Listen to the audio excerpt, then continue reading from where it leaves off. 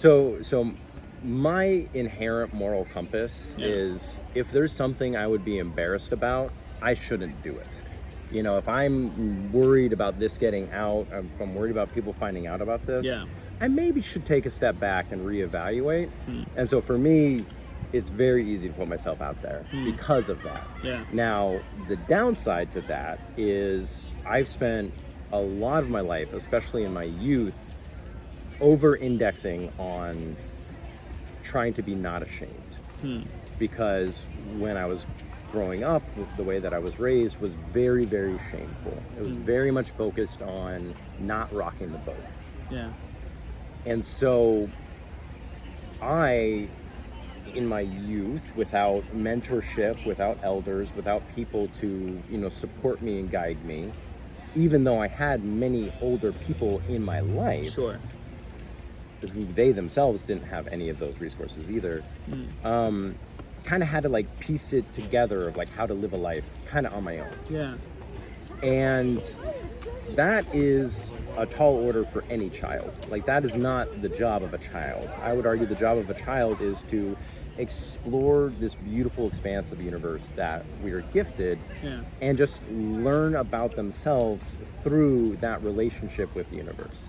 Whether that's plants, whether that's animals, whether that's, their own schoolwork, whether that's their friends, their families. Like, exploration is the role of a child. And I'm not a parent, but the best parents that I have had the privilege of spending time with have shown me, and by actually I'm going to walk that back because I don't like using the word best, but some of the ones that you've appreciated the most. Yeah, and the parents who I have seen cultivate healthier children, I feel comfortable putting it that way, have been the ones who have focused most on providing a protective space for those kids to explore.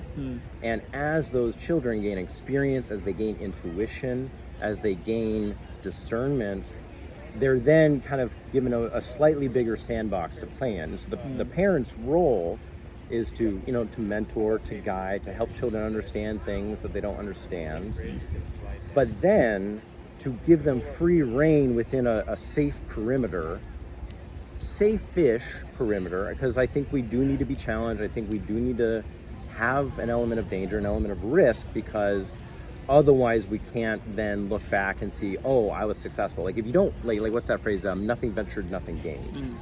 And so if you don't risk anything, you're gonna have a really hard time feeling confident.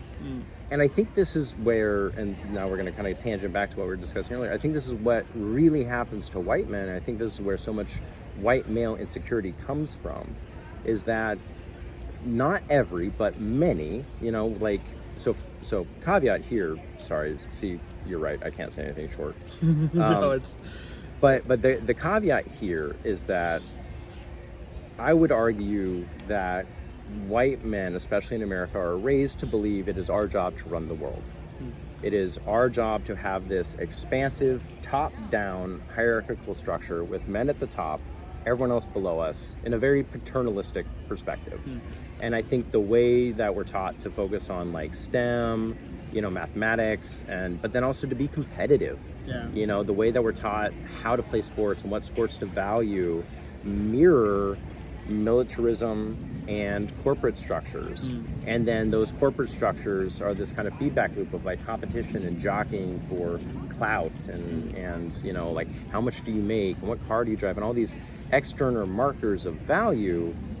I think where that stems from is that I believe that white men are many privileged and are just kind of like handed a lot of things, such that because they weren't risking anything in those achievements, they can't look back on where they've landed or what they've done or what they've experienced with as much pride or security as someone who has kind of had to fight for those things a little bit more strongly.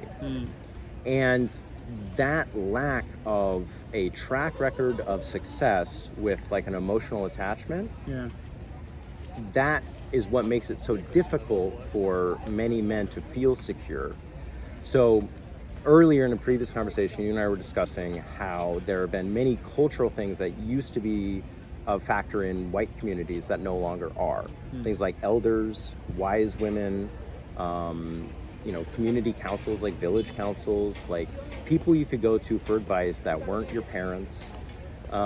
These are hallmarks of every human group since we've been anatomically the same for about 200,000 years that were, I would argue, broken up and dispersed within white communities first, and then the attempt has been made to break down those systems of support in other communities of color, for the sake of making them more vulnerable and thus easier to profit off of. But the reason why I bring that up is because rites of passage are also a historically universal experience. When you look at archaeological records, when you look at oral histories that have been passed down, when you look at myths that are offered, rites of passage are a fundamental aspect of that. Now, we have in some ways maintained some of those within, especially like women. There's like the debutante balls. I think I'm not Jewish, but like an example might be then also bar and bat mitzvahs. Those are rites of passage. These are coming into adulthood. But when you look historically, which I can speak about as an expert, when you look at the historical record, when you look at these oral histories, when you track them across the entire planet, something is very consistent with these rites of passage. And at this point, I really am talking, 10,000 years ago. I'm talking pre-farming. Most of those incorporate the risk of death, and it is very much a putting your life on the line. And the trade-off is that these young people have been taught their entire life how to survive in a dangerous world, how to navigate the challenges, the struggles, the risks, how to discern, this is a risk that is likely to pay off, or this is probably too risky. There's actually a psychological movement that started in Europe, I want to say maybe like 15, 20 years ago, called risky play.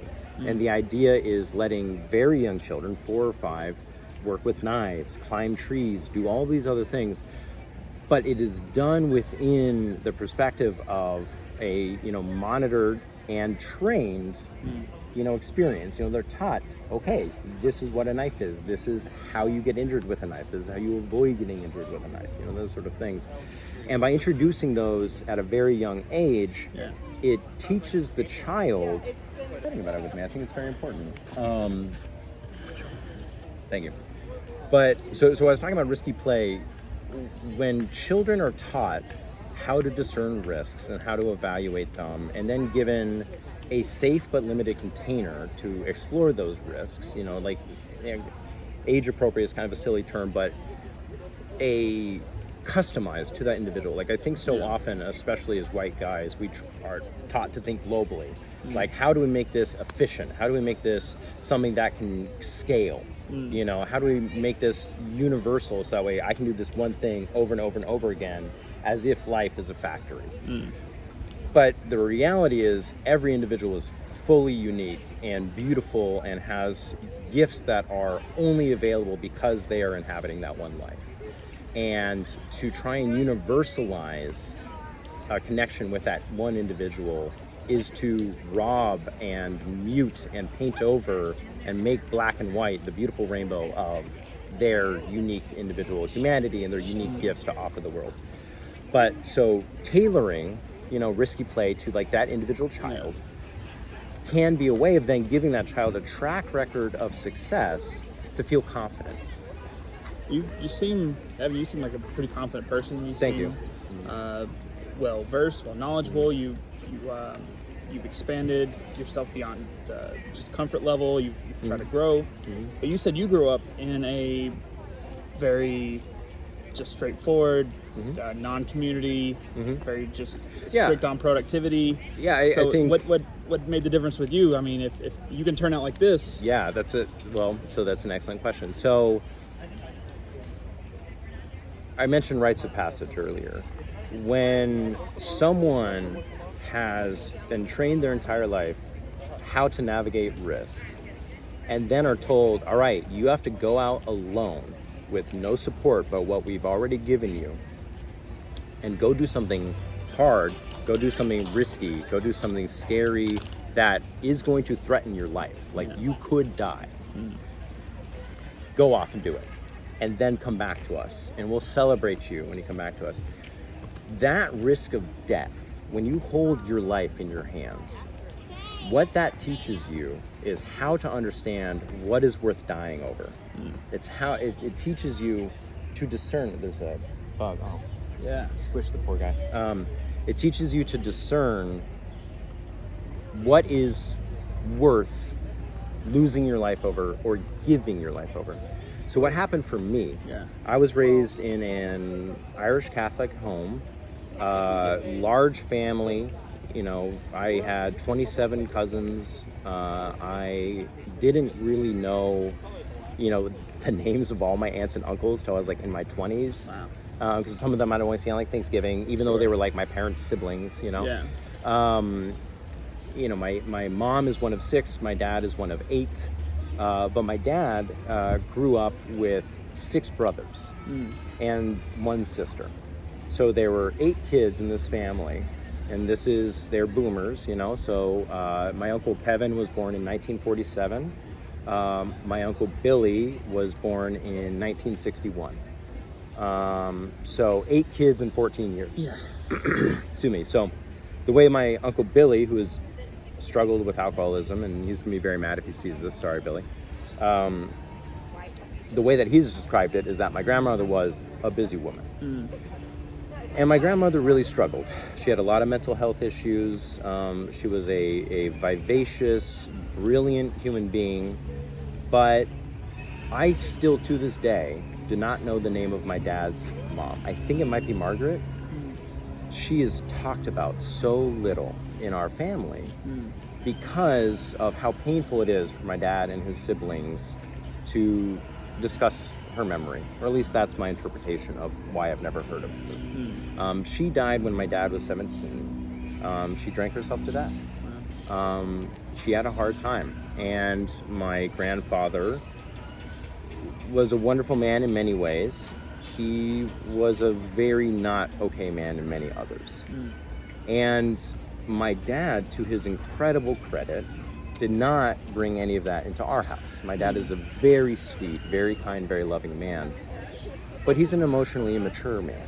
You know, he has been a successful business person. He is a brilliant engineer. He's very, very funny, and he fostered in me a sense of curiosity from my youngest years, because that was kind of one of the few ways I could connect with him, because he was very emotionally closed off. He didn't know how to express his emotions. The first time we ever said I love you to each other was after I'd gone on a spiritual retreat through my Catholic high school, which is a whole interesting thing. But I went on a spiritual retreat and had connected with a part of myself that was very scary. It was very dark. It felt like an abyss, you know, through this meditative process. But I came back from staring into that abyss with this sense of, oh, there's something more to life that I'm not accessing. I didn't let myself fall into that abyss. I kind of wish that I had, but I trust and accept my younger version. I trust the wisdom that he had and the intuition to protect himself. And I think what that abyss in this meditation on this Catholic spiritual retreat taught him was that there was something inside of me that I wasn't accessing. There was a part of myself that was through that abyss, that was beyond it. And I was too scared to make that leap, but I needed to look into it, because like I said, I'm a very curious person. I needed to look at that. But I have always been a weirdo. I've always been an outsider. I've always felt like a black sheep, because in this very family-focused environment, I did not connect with any of my family members. I didn't really feel safe with them, because I'm a very emotional person. I'm a very emotive person. As you've mentioned, I'm very passionate. And so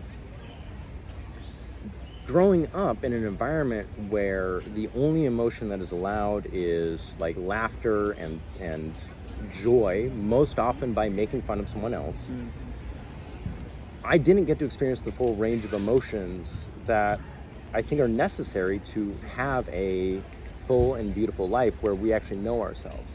You know, we talk about exercise, how range of motion is really important, you know, for our health during exercise. Like you can't lift a lot of weights if you're only making this movement. You have to go all the way down, you have to come all the way up, you got to protect your joints, and you need to flex the entire range of your musculature to have true strength. Emotions are very similar. There's no such thing as a negative emotion. There's only emotions that we struggle with, emotions that we relax into, but emotions provide us information about what's important to us. If we haven't risked our life, which I have and I won't share here, but if we haven't risked our life, it is very difficult to accurately understand what our emotions are telling us. Can I ask you, Please. not to share what it was, but why did you decide to do it? So I'm queer, and growing up in an Irish Catholic community in the 90s and early 2000s, you know, the F word is one of the most common words that you hear.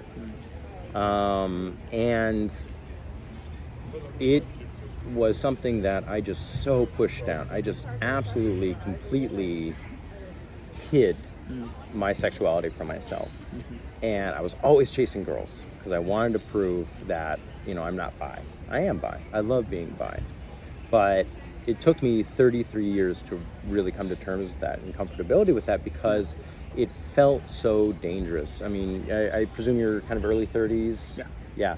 So you might remember there's this beautiful man in Wyoming, Matthew Shepard, who was lynched, for lack of a better term. And it's a little bit difficult to say that because he was white and that's such a racial experience. But he was murdered.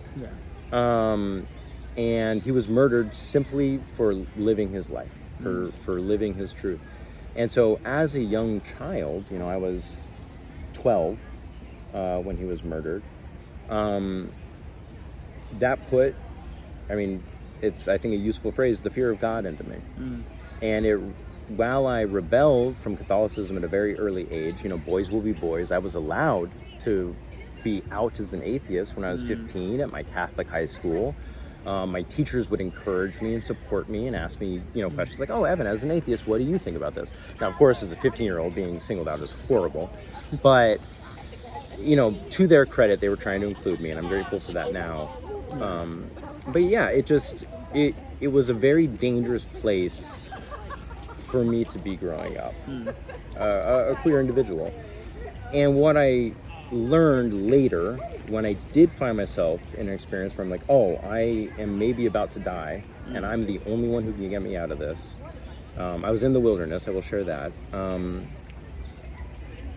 It just made it so apparent that you never know when you're gonna go. You know, like I could hop in my car and get T-boned and not survive, and this could be my last will and testament right here. So just like, fuck it, man, you gotta live your life. You gotta live your truth. You know, as I said earlier, like I believe, in my paganism now, I believe that the reason why we exist is to serve as like a shepherd for our piece of a universal soul. Like I don't believe that there's any disconnection in your soul, my soul, the soul of these plants. It's a very animistic perspective, if you've heard that phrase. And so I believe that the purpose why I have chosen to be alive at this time in this avatar is to use the experiences that I'm exposed to heal the portion of this universal soul that I'm shepherding, and to heal it to the best I can in this one short life. And then through that, gifting that forward to whatever life this soul then expresses next, or before. But then similarly also for my descendants. You know, I don't have kids, but I have nieces and nephews. And, you know, for their sake and the sake of their kids, serving as an ancestor that can be a resource in an elemental sense, in an energetic sense, for their own spiritual journeys, for their own rites of passage, for their own risking of their lives. If I can do that, okay, that's enough. And so that is why I've challenged what I was raised with, and the learning continues, and will, I hope, for many decades. One more question on that, if you don't mind. Please. You said you had a number of siblings. Yeah, I have two younger sisters and an older half-sister. and you had friends with probably similar upbringings that you were growing up. Do you think they turned out in a similar way? Yes and no. Some of them have. Some of them have, really, dove into, feminism, dove into, racial justice advocacy, and really working to kind of create a sense of community. Sure. I think of so my friendships growing up, it was me, Shannon, and Scott. It was me, Shannon, and Scott, and we were basically like Ron, Harry, and Hermione. Shannon had big bushy hair and was super nerdy. I was a short kid with brown hair, blue eyes, and Scott was a tall redhead. So it was very like on brand. But Scott, he really struggled with his relationships with his family. Shannon struggled with her relationships. Both of their parents went through incredibly, I think, painful divorces. And Shannon, she and I kind of went one way, very leftist, very, advocacy oriented.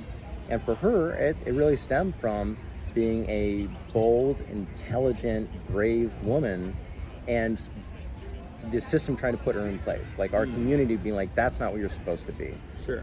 Shannon was really, bullied and made fun of by, the boys in our group, in our neighborhood, for trying to be an intelligent, brilliant person, which she very much is.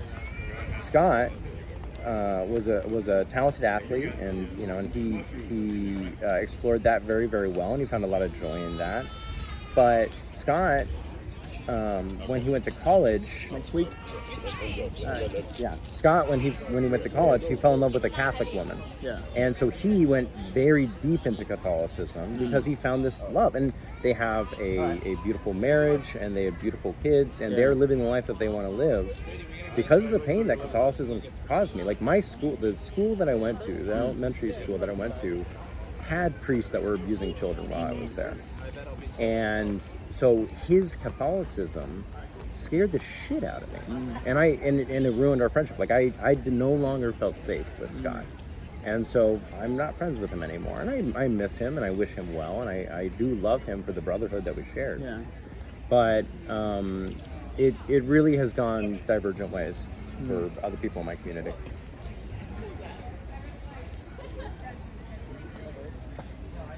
Part of the reason I do this is I'm trying to figure out ways of dissecting these paths. Yeah. To figure out how people come to where they go. So this is the short and sweet thing that I'll say to wrap it up, because this is what I was going to say when you first asked me to approach. Yeah. And the lovely woman in the blue dress that we were speaking to earlier said it, and she said it better than I ever could. But to paraphrase, you have to look inward.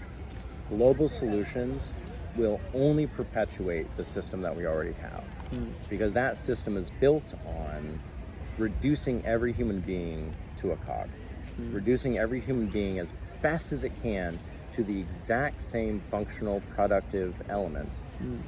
That's how this whole thing perpetuates itself. And it's very effective at perpetuating, which is why it has spread to the entire planet. You can't say that the system that we live in has been intended, because it has surpassed so many generations and so many human beings and all those things. It has been perpetuated because it's very good at dehumanizing humans for the sake of productivity. A global solution trying to solve this issue, trying to break the system with that same perspective of, if we can only just get to the root issue, that will unlock the rest of this, that will never work. Because there is never a root issue. The only thing that I would argue, and I could be wrong, but the only thing that I would argue that is actually effective in dismantling the system is choosing to exit it as much as we can. Because it is universal now, you need shelter, and shelter is only available within the system. Like, you can't fully exit it. But what you can do is you can understand yourself. You can look inward.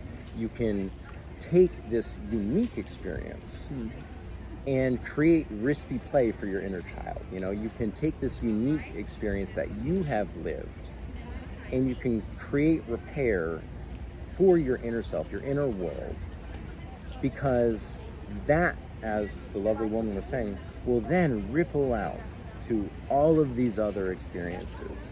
And it's all of those subconscious connections, it's all of those minute choices that we make that we don't even remark on, that actually, I would argue, does change the world, rather than any sort of like overt intended action, because we're just not that smart. A one sentence way of saying it is, if you focus on what you can control, you realize the only thing that you can control is your inner self. And if you focus on loving, protecting, and healing your inner self, any other goal that you want to achieve will become available. But it all comes from that unique, personalized experience that you gift to yourself. But isn't the idea of focusing on yourself information that you've obtained? And of course. And so is focusing on yourself really what it is? I mean, if think about it this way. I have not ever lived in your shoes. I have never been you. I can't give you advice because I will never have the lifetime of information and experiences to navigate what is useful or not useful advice. You're the only one who has, the lovely lady, she talked about intuition. Intuition is developed over the lifetime of experiences that we have. What has worked, what hasn't worked. Like our gut is a primal aspect of ourselves. Like when we talk about the gut, that's a primal aspect of ourselves that is developed from those moments of risk, those moments of pain, those moments of fear, where our brain, there's a wonderful, what's that show, Radio Lab. There's a wonderful Radio Lab about this, and they're actually talking about time. But the segment that they're looking at is how time slows down, like when you're doing something scary. And so there was an experiment where people went bungee jumping, and they were looking at a watch to see if time slowed down. What they discovered through that experiment is that it is not that time slows down, it is that our brain records more information that it normally will parse out. Because in that moment, when the brain is afraid, it doesn't know what is important information. It needs time to digest it, be like, okay, this is actually valuable for keeping us safe in the future, this is not, I can get rid of it. When we are not in life-threatening situations, our brain filters out so much stuff because it's like, okay, this doesn't harm me, this doesn't harm me, this isn't a risk, I don't need to pay attention to that.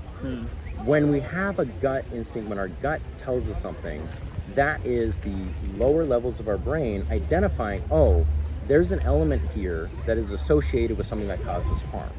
This is in many ways where PTSD comes from. Now, I'm not an expert in psychology, I'm just speaking very colloquially here, so I apologize if I'm misrepresenting, but you have the intuition that you have developed over the course of your life. I will never, ever, ever be able to catch up with your 30-something years of experience that gives you that intuition to determine what is the next best right thing. So the reason why I offer look inside yourself as, a bit ironically, global advice, is because I can't give you a book that I know will resonate with you. I can't give you a podcast that will unlock some meaning or understanding for you. I can't recommend a particular volunteer opportunity that might help you feel safer because you're now more integrated with the community. It is likely that all of those things will lead you down a path that has come to healthfulness or wellness or a beautiful life. It certainly has for me, but I don't know you. I don't know your life. And so what I would say is I trust you to figure out what you need to do to reach your goals, what you need to do to heal your soul. I trust you to do that. And I'll still love you if you're wrong. Can a gut be wrong? Define wrong. Like, what do you mean by wrong? Can it not align with reality? Oh, yeah, of course. So the fuck what? So how do we know whether or not can we trust the gut for people? I mean, to me, it sounds like, I guess what I'm trying to understand is it sounds like the look inward almost feels like a placeholder for 100 other things that you're saying. Yeah. To me, it doesn't necessarily have, I'm not hearing many things that are actually about looking inward as much as here's avenues that might have some good information. This screwdriver flathead will fit in these kind of screws most likely. Human beings aren't screws.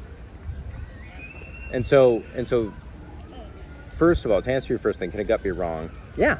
But like wrong is defined by whatever outcome that individual is hoping for. And even then, wrong, we might years later discover, oh, that actually was right. Like I was married before, and I love my ex-wife. She and I are still very good friends. We divorced very slowly so we could maintain our friendship and our care and affection for each other. We should not have been married. I do not regret marrying her. Sure. In fact, actually marrying her was one of the greatest achievements of my entire life. And it is something that has helped me on this journey to become the person that I am now. And Sure. I love who I am now. So can a gut be wrong? Yeah, sure. But that doesn't matter. Yeah. The fear that we can identify in that moment is the fear of being wrong. It's okay. And this is something that I think is another like fundamental assumption, especially within, I would argue, modern American white communities. Everybody is getting caught there. Oh. It's ridiculous. You got it? You got it? I got it. Okay. Thank you. I gotta push one when I get home. Yeah. It is okay to die. Like that, kind of sounds like a controversial thing to say.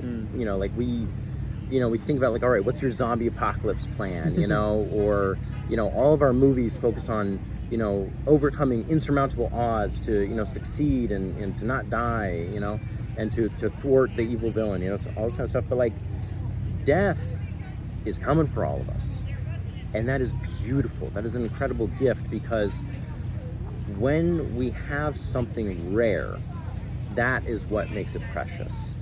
And so if we live forever, Yeah. these experiences would perhaps not be so beautiful. These experiences would perhaps not be so impactful. And so the thing is, it is okay to risk death and die. It is sad, it is painful, it is hard, it is something that will affect our loved ones for the rest of their lives. Yeah. All of those things are true. But death is inevitable. And so we shouldn't fear it. We should just, I would argue, ask ourselves, what are aligned risks? And do I want to take that risk right now? I was thinking this morning about maybe offering to go skydiving for my friend's birthday in a couple weeks. Yeah. And I was like, is that a risk I want to take right now? That is risky. And I don't know yet. I don't have the answer yet. I don't know if I want to go skydiving right now. Yeah. I might, but I might not. I don't know yet. I'm spending some time with that.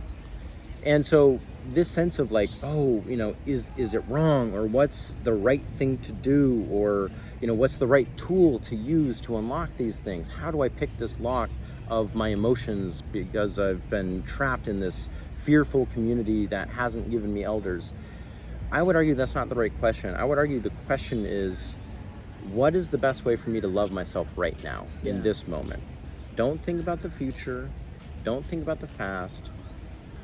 Ask yourself, what do I need? And then explore that.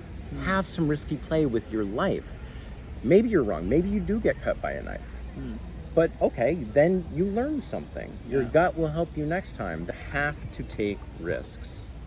You have to risk being wrong. Yeah. Because that's the only way that you will gain the intuition that will guide you to where you want to go. Like, you have to find out where those boundaries are. You have to bump into the spiky wall and be like, oh, I need to go a little bit more to the left, So when you you were asking me about tools, you're asking me like, how can we unlock these things? How can we actually get, this look inward? Like, what's the process for that? Anyone who watches this, they're gonna have to figure that out for themselves. I trust that they can. I'm trusting them that they can discover how to love themselves. If I can fucking do it, And it's like, Yeah. I feel like that is something that we're not often given, is being like, hey, look, I don't know if you're gonna get this right. I'm gonna send you off into those woods, and it's gonna be really fucking scary. Yeah. And you're the only one who can come back to this community. You're the only one who can bring yourself back from that literally death-defying experience. I trust that you can do it. If you can't, I'm gonna be really fucking sad, and I'll mourn you, and I will carry your memory with me for the rest of my life. But if you do it, I will be here, and I will love you. If you come back and say, I couldn't do it, I ran away, I got to that precipice, I looked into that abyss, and I stepped back from it, I'll say, okay, let's figure out how to get you ready for next time, and you get to choose when you go back into those woods. But for right now, I still love you. That's the best I can do.